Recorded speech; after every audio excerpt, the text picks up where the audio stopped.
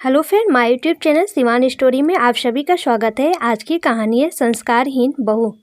रेखा और अजय की love marriage दोनों परिवार की रजामंदी से तय की गई थी। अजय रेखा को कॉलेज के समय से ही जानता और पसंद करता था। भागवश दोनों की नौकरी भी एक ही कंपनी में थी। रेखा शुरू से आधुनिक सोच एवं स्पष्टवादी थी, लेकिन अजय और रेखा का रिश्ता अजय की छोटी बहन निधि और बहनोई अखिल को नहीं पसंद था। अजय के पिता हार्ट और डायबिटीज के मरीज थे।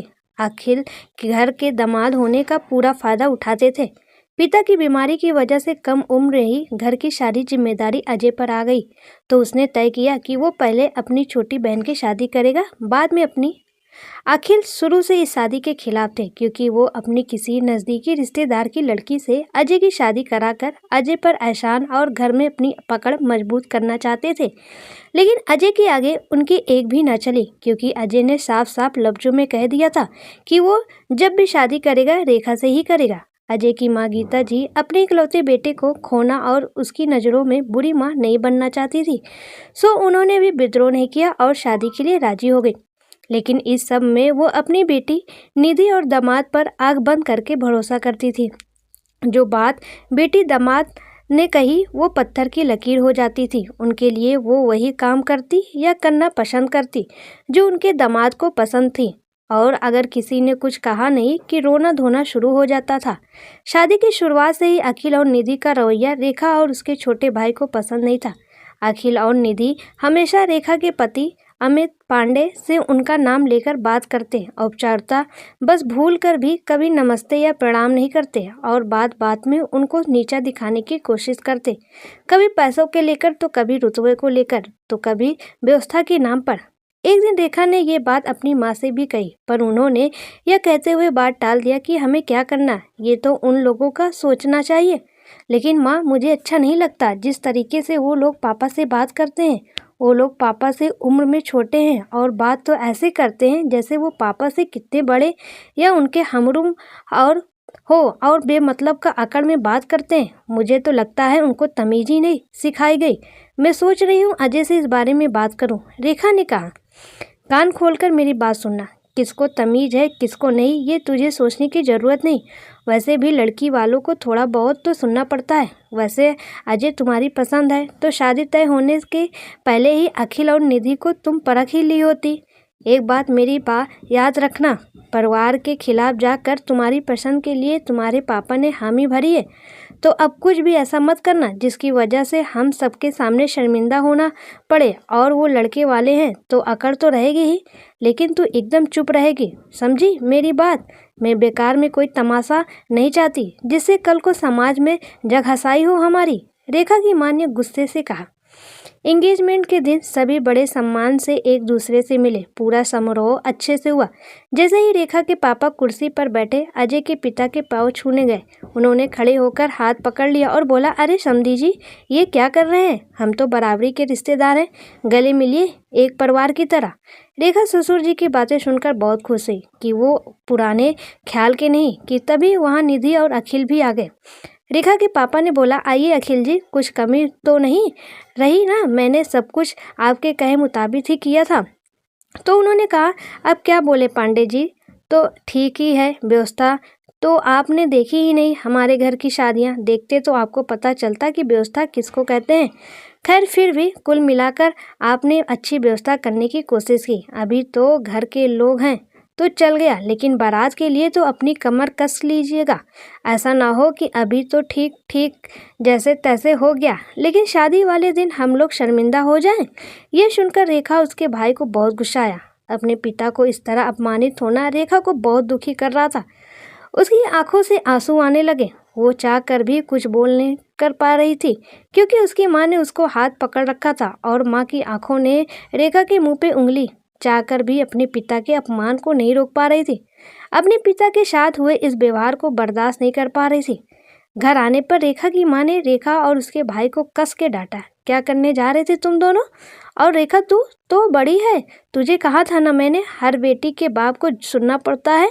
और कौन से समधी जी ने कुछ कहा? और रिश्तेदारों की बात क्या लेना, वो तो कुछ भी बोलते हैं। लेकिन माँ, आपने देखा नहीं उन्होंने कैसे बात की पापा से? रेखा के भाई ने कहा। लेकिन कुछ नहीं, तुम दोनों आगे से मुंह बंद रखना बस, रेखा की माँ ने कहा। शादी के दिन सभी व्यवस्था की तारीफ कर रहे थे कि तभी अचानक अजय के जीजा जी शोर मचाने लगे। ये कैसी व्यवस्था है? छोटे बच्चों का स्टॉल कहाँ लगा है? और मेरे बेटे के दूध की भी व्यवस्था नहीं है? 2 महीने का बच्चा क्या स्टॉल पे जाकर खाना खाएगा? रेखा के पिताजी ने हाथ जोड़ लिए और बात संभालते हुए कहा, आप चिंता मत कीजिए, मैं अभी करता हूँ। मुझे नहीं पता था कि इतने छोटे बच्चे भी आएंगे। जैसे तैसे बात संभाली गई। शादी संपन्न हुई और विदाई का वक्त आया। सभी छोटे बड़ों का पैर छू रहे थे। फिर अखिल जी ने चिल्लाना शुरू किया, बंद कीजिए ये सब तमाशा और जल्दी विदाई कीजिए। और पांडे जी, आप क्या औरतों की तरह रो रहे हैं? आप अनोखे पिता थोड़ी ना हैं जो बेटी विदा कर रहे हैं। तभी रेखा के पिता ने कहा, बस बस अखिल जी, अभी सारी रस्में पूरी कराता हूँ।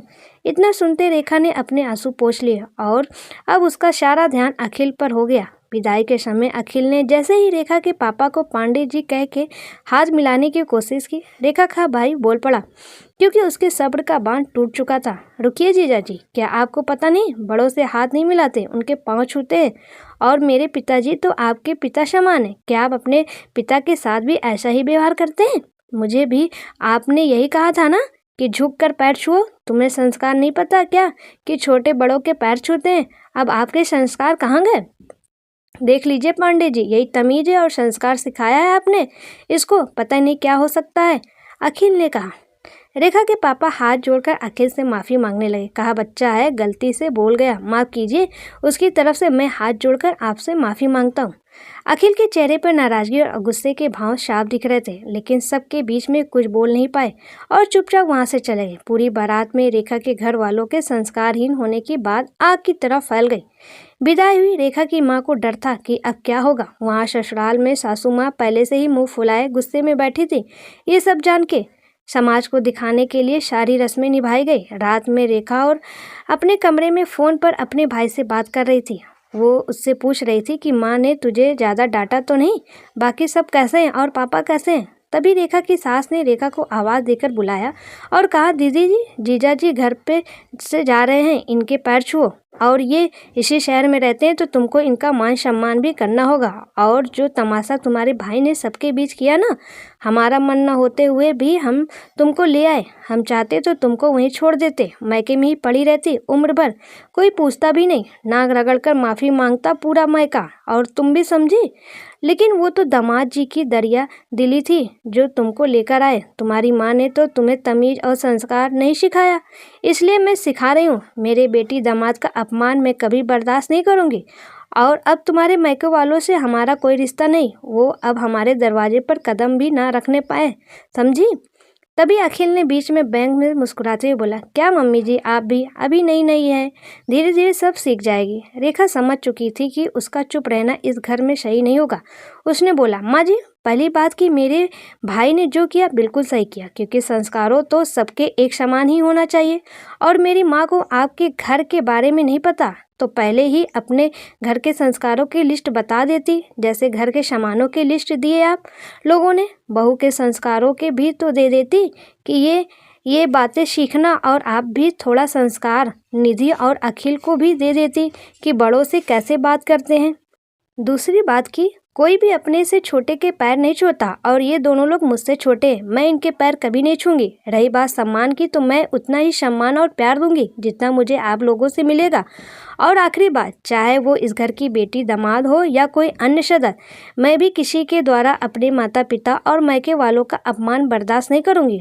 और अजय को मैंने पहली मुलाकात में ही बता दिया था कि मैं गलत ना करूंगी, ना ही बर्दाश्त करूंगी। रही बात मुझे मैके भेजने की, तो ये छोड़ने की, तो उसके ख्वाब आप सब ना देखें तो ही बेहतर होगा। वैसे भी मैं किसी कानूनी पचड़े में नहीं पड़ना चाहती। बाकी आप सबकी मर्जी, जैसा ठीक समझो।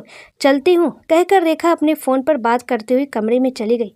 रेखा की सास और ननद नंदोई सबके चेहरे का रंग उड़ा हुआ था। उनको समझ नहीं आ रहा था कि किसको क्या बोले, क्योंकि अजय को पहले से ही अपने जीजा का व्यवहार नहीं पसंद था, तो उसने चुप रहना ही बेहतर समझा। और रेखा को आज भी सब संस्कारहीन और तेज बहू कहते हैं।